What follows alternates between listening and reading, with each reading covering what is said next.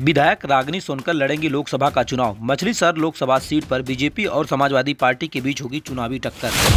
रागिनी सोनकर क्या 2024 के चुनावी शतरंज में उतरी तो बीजेपी के कई दिग्गज नेताओं के छूट जाएंगे पसीने, चर्चा जोरों पर। बीजेपी सांसद बीपी सरोज की चुनौती बढ़ी। क्या 2024 के लोकसभा चुनाव में मछलीशहर की लोकसभा सीट पर जनता किसे चुनेगी अपना सांसद? सपा की तरफ से सबसे मजबूत दावेदार विधायक रागिनी सोनकर की चर्चा लखनऊ से लेकर दिल्ली तक इन दिनों जोरों पर। विधायक रागिनी सोनकर के चुनावी आंधी में क्या उड़ जाएगी बीजेपी? 2024 को लोकसभा चुनाव में होगा दिलचस्प मुकाबला। यूपी की राजनीति में इन दिनों जौनपुर के मछलीशहर की लोकसभा सीट की चर्चा फिलहाल जोरों पे हो रही।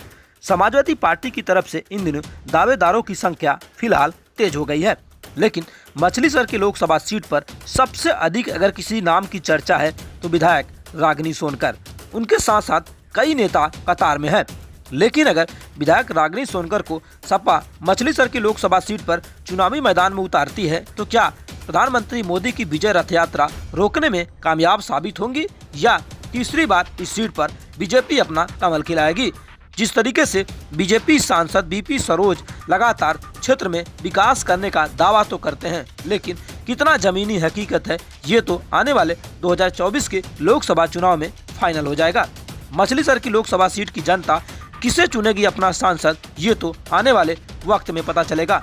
लेकिन जिस तरीके से टिकट को लेकर लगातार सपा विधायक रागिनी सोनकर इन दिनों चुनावी शतरंज में कहीं न कहीं एक ताशा फेंक रही, अगर कहीं न कहीं जिस तरीके समाजवादी पार्टी की तरफ से अगर उन्हें चुनावी मैदान में भेजा जाता है तो आने वाले समय में लोकसभा चुनाव में विधायक रागिनी सोनकर के चुनावी आंधी में बीजेपी को एक मजबूत टक्कर लोकसभा मछलीशहर के सीट पर मिल सकता है।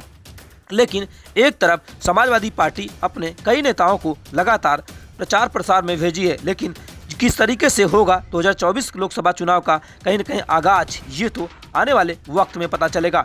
लेकिन सपा के तरफ से सबसे ज़्यादा उम्मीदवारी की चर्चा अगर हो रही तो सपा विधायक रागिनी सोनकर, वही रागिनी सोनकर जो विधानसभा से लेकर सदन में अपनी बातों को पटल पर रखने का कहीं न कहीं हर बार अपने जो समस्या है उसको पटल पर रखने का कामयाबी हासिल करती है और जनता के बीच अपनी मजबूत पकड़ बनाने में भी कामयाब हुई हैं। लेकिन कितनी कामयाब हुई है ये तो अगर टिकट मिलने के बाद 2024 के लोकसभा चुनाव में कहीं न कहीं बीजेपी की तरफ से जो भी प्रत्याशी आएगा उसे कितना टक्कर देने में कामयाब होगी ये तो तब तय होगा। लेकिन लोकसभा चुनाव से पहले समाजवादी पार्टी की तरफ से लगातार टिकट पाने को लेकर सभी नेता अपने दांव खेल रहे हैं। लेकिन जिस तरीके से मछलीशहर की लोकसभा सीट पर समाजवादी पार्टी की विधायक रही रागिनी सोनकर की नाम की चर्चा फिलहाल जोरों पे है।